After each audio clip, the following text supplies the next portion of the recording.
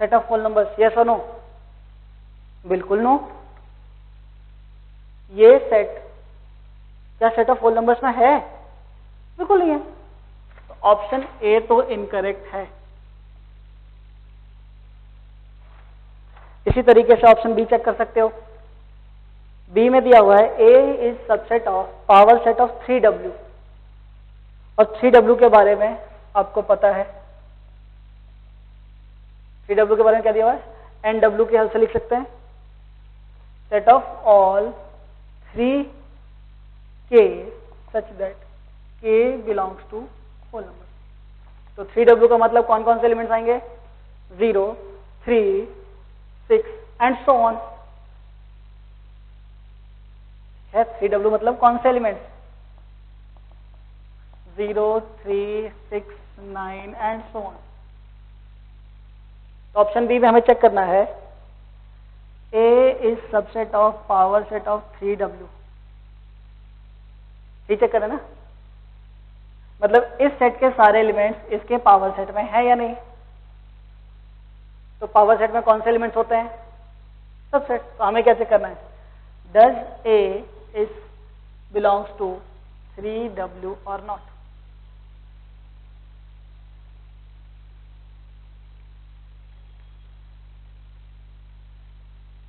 ये चेक करना है। देख लो कुछ तो गलत है। ये सेट इसका सबसेट है या नहीं? मतलब ये सेट बिलोंग करेगा 3W में? नहीं। क्या होना चाहिए? इस सेट का एलिमेंट 3W में होना चाहिए। ये होना चाहिए। ये भी गलत है। ध्यान से काम करने की जरूरत है। ये सेट इसका सबसेट है। इसका मतलब इस सेट का हर एक एलिमेंट इस सेट में होना चाहिए, पावर सेट ऑफ 3W में होना चाहिए। ठीक है। अब इस सेट में एलिमेंट्स क्या हैं? एक तो एलिमेंट्स आपको पता है सेट कंटेनिंग 0। हमें चेक करना है ये बिलोंग कर रहा है पावर सेट ऑफ 3W में, यस और नो? यही चेक करना है। मतलब ये सेट इस पावर सेट में कब होगा? बताओ। ये सेट इसके पावर सेट में कब आएगा? जब ये क्या हो? 3W का सबसेट। एक सेट पावर सेट में कब आता है? पावर सेट में बेसिकली होता क्या है? सबसेट। तो हमें क्या चेक करना है? Set containing 0 is subset of 3W, yes और नो? बड़ा मजेदार क्वेश्चन है ये। वर्कशीट में भी था, वहां भी हमने किया था। चेक कर लो। अब ये सेट इसका सबसेट है या नहीं? मतलब इस सेट का हर एक एलिमेंट यहां है या नहीं? इस सेट में एलिमेंट्स क्या है? 0 क्या 3W में है। इसी तरीके से बाकी सारे चेक कर लो। Revise the solution. बड़ा ही मजेदार क्वेश्चन है ये अपने आप में। नेक्स्ट आगे चलते हैं 10th पे। 10th क्वेश्चन ये एग्जाम्पलर में मैंने डिस्कस किया था, सेम वैसा ही है, सिर्फ डेटा चेंज है। ध्यान से किया था ना आपने सॉल्व? हाँ, गलत वलत नहीं कर देना है। चलिए आगे चलते हैं क्वेश्चन नंबर 12 पे। 12 में ट्राई करो आप। 12 में कैसे सॉल्व करोगे इसे? वेन डायग्राम से? नहीं। किससे? प्रॉपर्टीज की हेल्प से। लगाओ फटाफट प्रॉपर्टीज।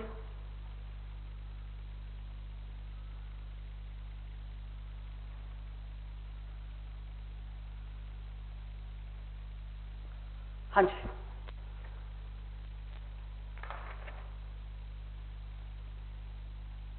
ट्वेल्व नंबर क्वेश्चन में है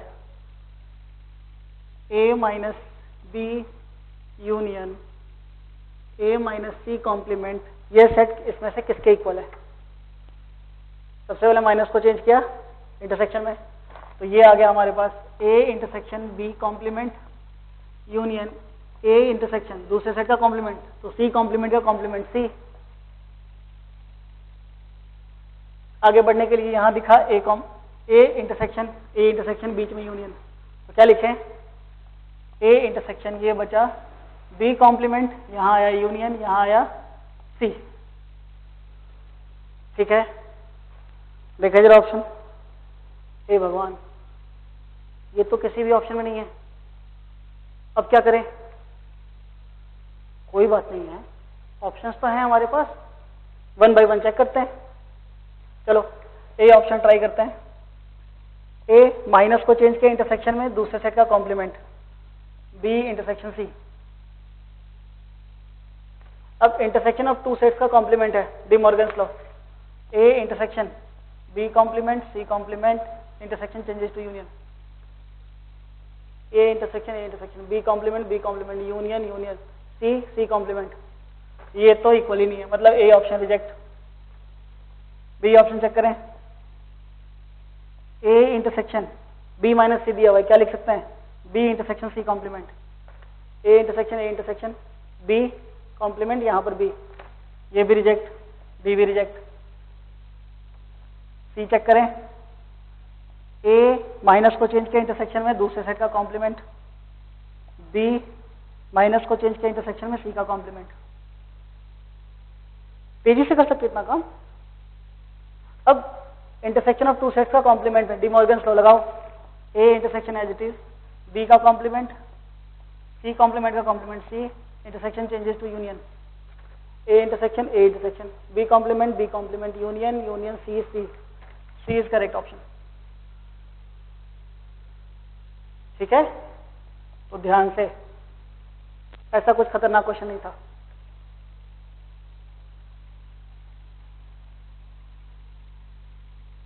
चलते हैं क्वेश्चन नंबर 13 पे।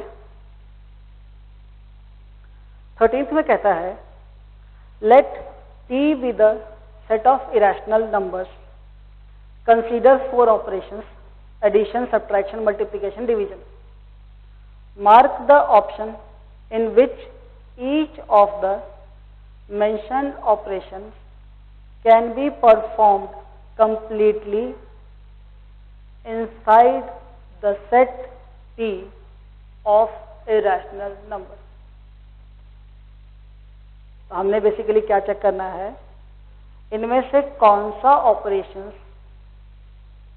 Can be performed completely inside the set T of irrational number. तो सबसे पहला ऑपरेशन लेते हैं एडिशन। ठीक है, सोचो अपने मन में कोई भी 2 इरेशनल नंबर्स, मैं भी सोचता हूं, से एक नंबर लेते हैं √2 और एक नंबर लेते हैं √3, और ऑपरेशन है एडिशन का, तो इन दोनों को ऐड करते हैं। आंसर क्या आया, √2 प्लस √3। कैसा नंबर है, इरेशनल नंबर है। ठीक है, और इरेशनल नंबर है, इस सेट में लाई भी कर रहा है, इनसाइड है। तो इस ऑपरेशन को मैं कह दूं, addition operation can be performed completely inside the set T। बोल दूं इस एग्जांपल की हेल्प से? नहीं, और देखें जरा। हाँ जी, एक लिया √2 प्लस 3 और एक नंबर कंसीडर करते हैं 3 प्लस √5। ये भी रैशनल, ये भी रैशनल, दोनों का सम किया, answer 6 plus √2 plus √5, again irrational आया। तो कह दूं again, addition operations can be performed completely inside the set T.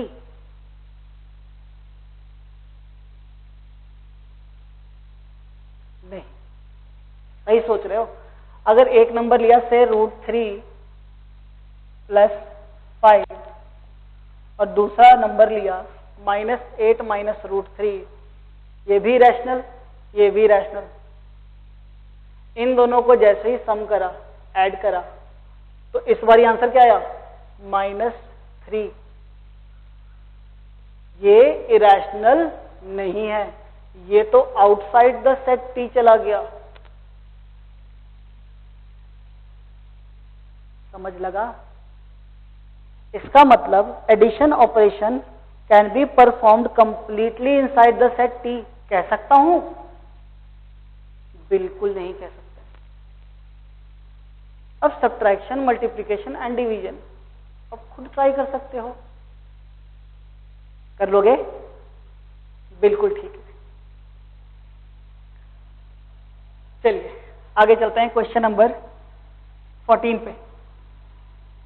करो ट्राई।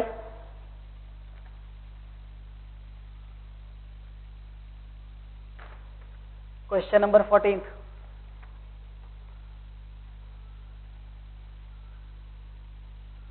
कहते हैं विच of the following is true.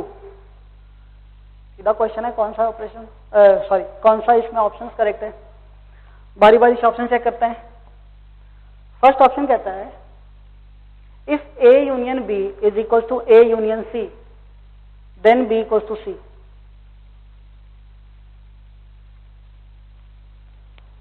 मतलब अगर A union B A union C के बराबर है तो क्या जरूरी है बी और सी बराबर हों?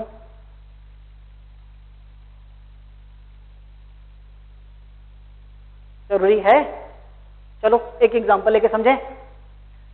से सेट ए लिया मैंने, सेट कंटेनिंग 0 1 2 3, बी रखते हैं से 2 1। ठीक है, इन दोनों का यूनियन करूंगा तो सेट कंटेनिंग 0 1 2 3 आएगा। अब ए यूनियन सी भी सेम रखना है तो सी में मैं रख देता हूं से 0 1। ए यूनियन बी करा और ए यूनियन सी करा, दोनों इक्वल हैं तो जरूरी है बी और सी बराबर हों? बिल्कुल भी नहीं। तो ऑप्शन ए तो गलत है।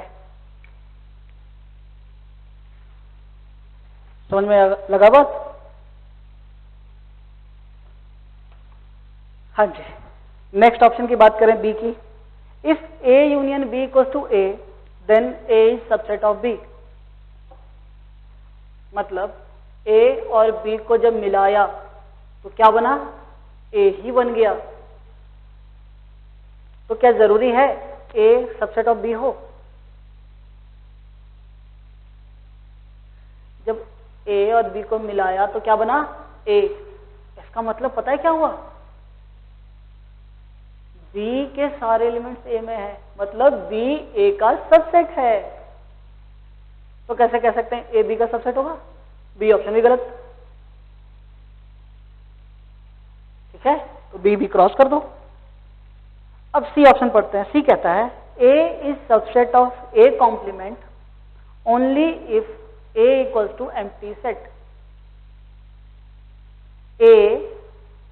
A कॉम्प्लीमेंट का सबसेट सिर्फ तभी होगा जब A empty set हो। empty set के लिए तो नजर आ रहा है ट्रू है। क्या यह स्टेटमेंट कब होगा? सिर्फ तभी जब A empty हो और किसी केस में ना हो। और किसी केस के लिए तो आपको पता ही लग रहा है, जब A में कोई एलिमेंट होगा तो क्या जरूरी है A कॉम्प्लीमेंट का सबसेट हो? बिल्कुल नहीं। तो ये कंडीशन बिल्कुल सही है। A कॉम्प्लीमेंट का सबसेट सिर्फ तभी होगा जब A एम्प्टी हो। तो इस क्वेश्चन में कहीं भी पेन चलाने की ज्यादा जरूरत ही नहीं। आपको एक एग्जांपल लगा है, बाकी तेजी से कर सकते हैं। चलिए नेक्स्ट चलते हैं क्वेश्चन नंबर 15 पे। 15th क्वेश्चन लेक्चर में कराया हुआ क्वेश्चन है। एज इट इज पहले क्या करोगे?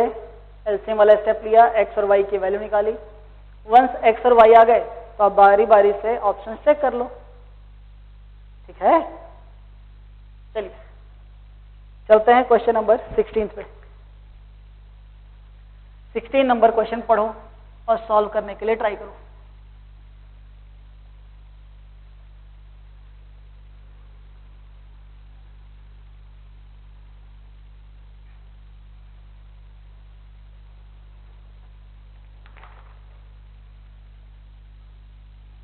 16th में कहता है मार्क द करेक्ट ऑप्शंस, हमने करेक्ट ऑप्शंस मार्क करने हैं। कहता है अगर ए बी का सबसेट है एंड ए सी का सबसेट है तो क्या जरूरी है बी सी का सबसेट हो?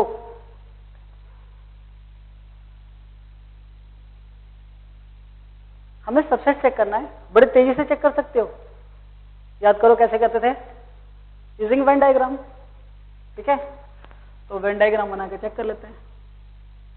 कहता है ए बी का सबसेट है, मतलब ए बी के अंदर पूरा का पूरा कंटेंट है, ए बी का सबसेट है, एंड ए सी का भी सबसेट है। मतलब सी कैसे कैसे बना सकते हो बताओ? सी ऐसे बन सकता है, और कैसे बन सकता है?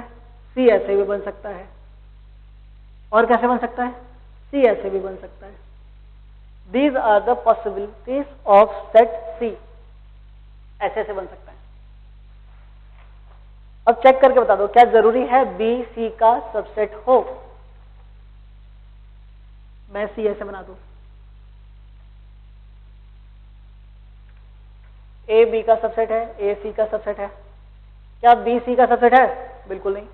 Option A reject, B option try करें। कहता है A union B is subset of C. Set A, set B, A union B ये पूरा, ये क्या है? Subset of C। मतलब A union B C में कंटेंट है। देन क्या जरूरी है A इंटरसेक्शन B भी C का सबसेट हो? A इंटरसेक्शन B कौन सा है? ये भी सी का सबसेट है। चाहे जैसा मर्जी आप वेन डायग्राम बना के देख लो, जब भी ए यूनियन बी सी का सबसेट है देन ए इंटरसेक्शन बी भी सी का सबसेट होगा। ये ऑप्शन करेक्ट है। ठीक है, next question number 18th number question कहता है consider sets A B and C then which of the following is true. कौन सा करेक्ट है? If X belongs to A, अगर एक्स ए में है and A as an element B में है तो क्या जरूरी है कि एक्स बी में हो? बिल्कुल भी नहीं। ये ऑलरेडी किया था मिसलेनियस में, याद करो। ठीक है, तो इसमें भी A option reject. B option की बात करते हैं। बी कहता है एक्स ए में है एंड ए बी का सबसेट नहीं है तो जरूरी है एक्स बी में हो। अब यहां पर ए नॉट सबसेट ऑफ बी आ रहा है, तो सबसेट और नॉट सबसेट को आप वेन डायग्राम से देख सकते हो। तो मैं तेजी से वेन डायग्राम बनाता हूं। से दिस इज ए। अब कहता है A is not subset of B, A B का सबसेट नहीं है, तो बी मैं ऐसे बना देता हूं। कहता है एक्स ए में है, से एक्स मैंने लिया ए में है, ये वाला एलिमेंट, एंड ए बी का सबसेट नहीं है, वो भी दिख रहा है। तो क्या मैं डेफिनेटली कह सकता हूं ये एलिमेंट बी में होगा? बिल्कुल नहीं होगा, तो बी भी रिजेक्ट।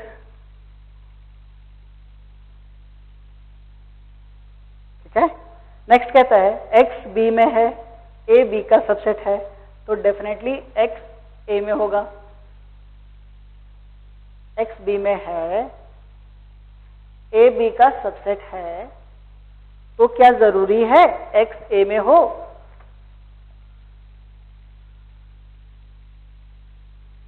ये बनाया सेट बी, ए बी का सबसेट है, तो ए पूरा का पूरा बी में कंटेन्ड है, एक्स बी में है। लो,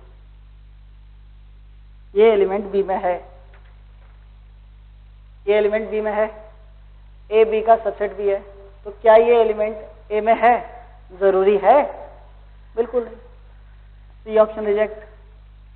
लास्ट ऑप्शन बच गया, ए बी का सबसेट है, ए बी का सबसेट, इसी में चेक कर रहा हूं मैं, एक्स बी में ही नहीं है, मतलब एक एलिमेंट है जो बी में नहीं है, बी में नहीं है तो बाहर कहीं होगा। तो क्या जरूरी है कि ये एलिमेंट ए में भी ना हो? बिल्कुल नजर आ रहा है, चाहे ये एलिमेंट यहां हो, कहीं भी हो, बी में नहीं हो, तो डेफिनेटली वो ए में नहीं होगा। मैंने इसी वेन डायग्राम में इसको चेक कर लिया, ठीक। तो डी ऑप्शन इज करेक्ट। वैसे भी 4 ऑप्शन दिए हुए थे, 3 रिजेक्ट हो गए, चौथा ही करेक्ट होगा। तो नेक्स्ट चलते हैं क्वेश्चन नंबर 19 पे। 19th नंबर क्वेश्चन कहता है, for all possible sets A and B which of the following need not be a subset of A. इनमें से कौन सा जरूरी नहीं है कि ए का सबसेट हो? तो वन बाई वन ऑप्शन हम चेक करते हैं। तो अब ऑप्शन चेक करने के लिए तेजी से ऑप्शन कैसे चेक होंगे? Using properties.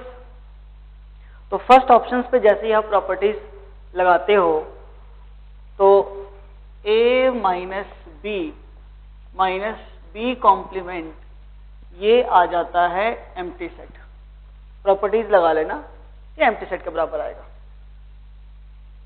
तो बताओ ये need not be a subset of A, yes और नो?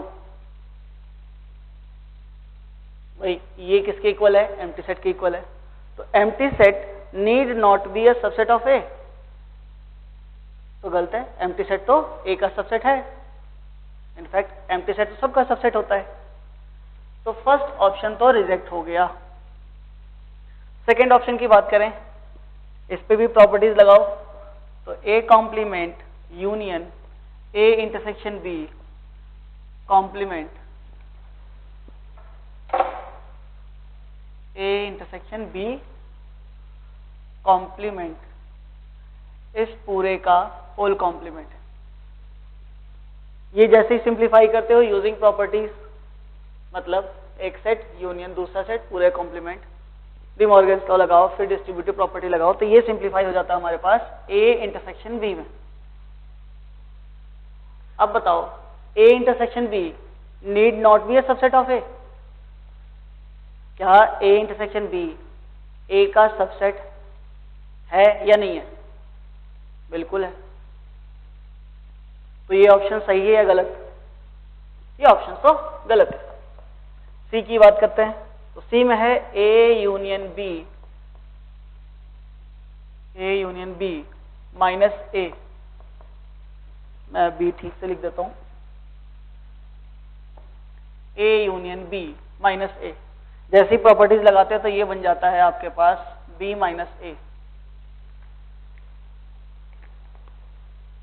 अब बताओ B minus A need not be a subset of A. क्या जरूरी है कि बी माइनस ए का सबसेट हो? सोचने में मुश्किल आ रही है, तो एक काम करते हैं, वेन डायग्राम से सोच लेते हैं, सबसेट आसानी से चेक कर पाते हैं हम वहां पर। तो ये रहा सेट ए, ये रहा सेट बी। बी माइनस ए कौन सा रीजन है? ये वाला। अब बताओ बी माइनस ए का सबसेट है? ए के अंदर कंटेंट है? बिल्कुल नहीं। तो जरूरी नहीं है कि बी माइनस ए हमेशा ए का सबसेट हो। तो ये स्टेटमेंट करेक्ट है, इसलिए सी करेक्ट ऑप्शन आ गया हमारे पास। डन। चलिए नेक्स्ट चलते हैं क्वेश्चन नंबर 20 पे। 20 में कहता है how many pairs of sets A and B are possible such that A intersection B is equals to empty set and A union B is equals to 2, 3, 5, 9। मतलब हमें क्या ढूंढना है? वैसे A और B ढूंढने हैं कितने ऐसे पेयर्स बनेंगे ये बताने हैं जिसके लिए A intersection B empty set हो जाए एंड A यूनियन B इस सेट के बराबर हो जाए। ठीक है, तो एक काम करते हैं, A में रखा 2, तो B में क्या आएगा बोलो? B में क्या मैं 2 रख सकता हूं? नहीं, क्यों? A इंटरसेक्शन B एम्प्टी होना चाहिए, इन दोनों में कुछ भी कॉमन नहीं होना चाहिए। तो यहां पर क्या आएगा? 3, 5, 9। तो ये एक पॉसिबल पेयर मिला। क्या और कोई होगा? बिल्कुल। A में आप 3 भी तो रख सकते हो, तो B में क्या आएगा कॉरस्पॉन्डिंगली? 2, 5, 9। फिर A में आप रखोगे 5, B में कॉरस्पॉन्डिंगली एलिमेंट आ जाएंगे 2, 3, 9। फिर इसमें रखा 9, फिर उसके कॉरस्पॉन्डिंगली। तो ये A11 एलिमेंट्स वाले आप सेट A लिखोगे, लिख दोगे ना? फिर आप लिखोगे A में 2 एलिमेंट्स वाले 2, 3, B में रखा 5, 9। फिर 2 एलिमेंट्स वाले पूरे कर लो, फिर 3, 3 वाले, फिर 4 वाले। हाँ, एम्प्टी सेट वाले मत भूल जाना। लिख लोगे? बड़ा आसान सा काम है, लिखा और काउंट कर दिया। ठीक है, चलिए नेक्स्ट चलते हैं क्वेश्चन नंबर 21 पे। 21 में कहता है the ratio of number of elements in the power set of 2 sets is 2048:1। If m represents the difference between the number of elements in the 2 sets, then write the value of 4m/7। तो बहुत simple सा काम है, अगर m आ गया तो question ही over हो गया। और m क्या है? Difference of numbers of elements. तो एक काम करते हैं, हम सेट्स में नंबर ऑफ एलिमेंट्स मान लेते हैं। ठीक है, से एक सेट में है x एलिमेंट और दूसरे हैं y एलिमेंट्स, तो दोनों के पावर सेट के नंबर ऑफ एलिमेंट्स का रेशियो कितना है? पहले में x माना तो उसके पावर सेट में होगा 2x एलिमेंट्स, दूसरे में माना y तो 2 y एलिमेंट्स पावर सेट में। इन दोनों का रेशियो दिया हुआ है 2048:1। और m क्या रिप्रेजेंट कर रहा है? Difference between the number of elements in the 2 sets, मतलब x माइनस वाई। बोलो क्या यहां से x माइनस वाई की वैल्यू मिल रही है? मिल रही है। बेसिस सेम है तो पावर्स क्या हो जाएंगे? सब्ट्रैक्ट। तो यहां आ जाएगा 2x minus Y is equal to 2048। अब ये 2 की पावर में x माइनस वाई है, अगर इसे भी 2 की पावर में लिख लेते वी आर थ्रू। और ये है क्या? 2 की पावर 11, तो x माइनस वाई आ गया 11। x माइनस वाई था क्या? m, तो m की वैल्यू आ गई 11। m की वैल्यू पुट करी और वहां से आप 4m/7 की वैल्यू निकाल डालो।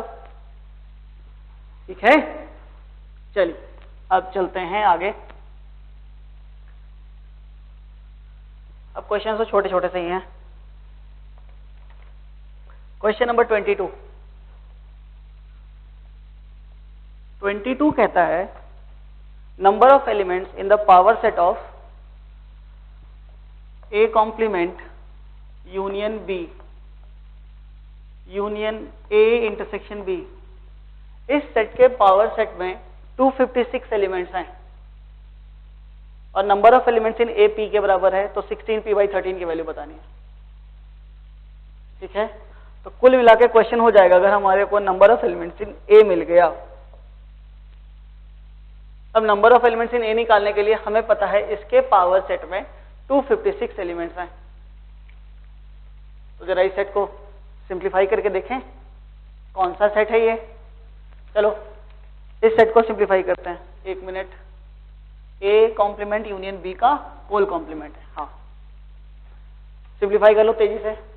यहां पे लगा डी मॉर्गन्स लॉ, तो ये आ गया हमारे पास पहले का कॉम्प्लीमेंट, A कॉम्प्लीमेंट का कॉम्प्लीमेंट A, B कॉम्प्लीमेंट और union changes to intersection, union A intersection B।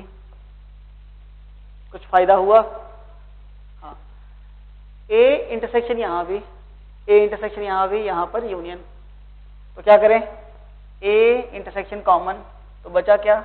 B complement union B। ठीक है। अब ये बन गया B complement union B universal set. Universal set का इंटरसेक्शन ए के साथ सेट ही आएगा ए।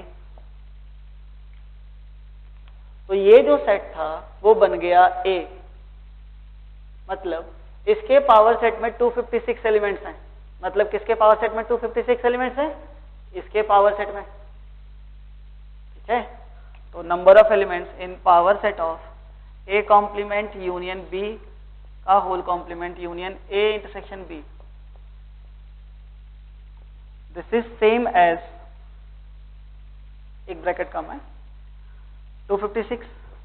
तो इसको मैं लिख सकता हूं, इसी को सिंप्लीफाई करके ए लिखा, तो number of elements in power set of A कितना आ गया? 256। तो number of elements in A कितना गया? निकाल लो, आंसर आ गया।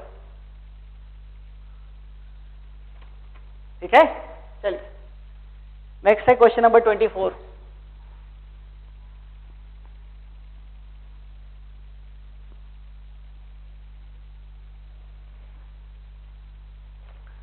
नेक्स्ट है question 24।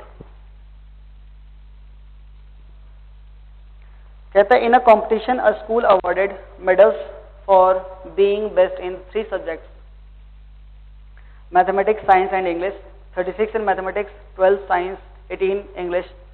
If these medals were awarded to a total of 45 students and only 4 students got medals in all the 3 subjects. याद आया question? If K represents the number of students who received medals in exactly 2 of the 3 subjects, K क्या represent कर रहा है? Who got exactly medal for 2 subjects. तो कैसे करें इसको? वेन डायग्राम से करो तेजी से, ठीक है। तो ये बनाया जिनको अवार्ड मिले मैथ्स के लिए, ये बनाया जिनको अवार्ड्स मिले साइंस के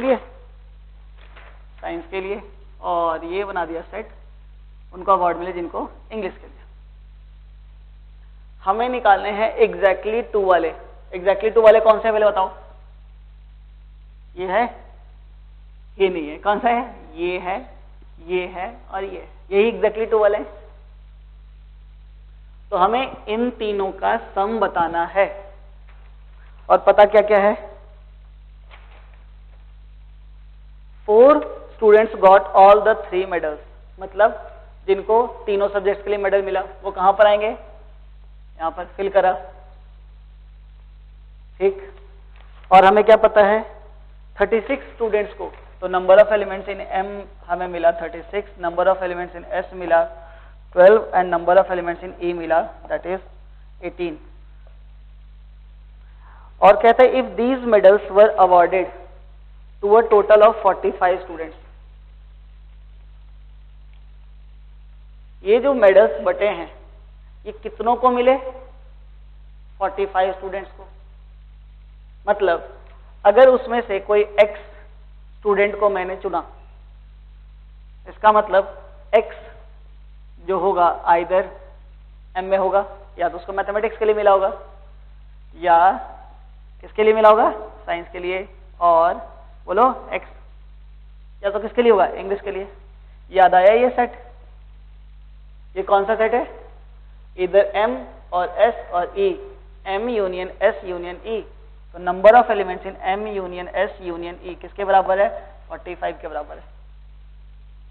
इस कंडीशंस का यूज करके हमें इन तीनों का सम चाहिए। कंडीशन का डायरेक्टली यूज हो ही नहीं रहा, तो एक काम करते हैं, इसको मान लेते हैं X, इसको Y, इसको Z। तो हमें चाहिए क्या? X plus Y plus Z is equal to what? बोलो, अब कंडीशन का यूज कर लोगे? अब number of elements in M, मतलब इस टोटल में 36 हैं, X और Y यहां पर आ गए, तो यहां पर कितने बचे? 36 में से 4 गया 32 minus X minus Y। Similarly यहां पे एलिमेंट्स भरो, तो 12 में से 4 गया तो 8 माइनस X माइनस Z, और यहाँ 18 में से 4 गया तो 14 माइनस Y और माइनस Z। इन तीनों कंडीशंस का यूज कर लिया। अब रह गया यूनियन का यूज कैसे करें? इन सब का सम 45 के इक्वल, जैसे ही लगाओगे result X plus Y plus Z आ जाएगा। हमें x plus Y plus Z ही निकालना है, ठीक है। चलो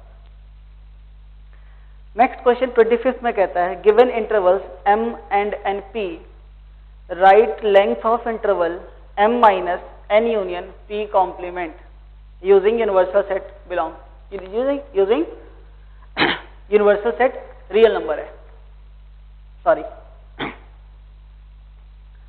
सबसे पहले क्या करोगे, ब्रैकेट्स इवेल्युएट, मतलब n union p complement evaluate कर लो।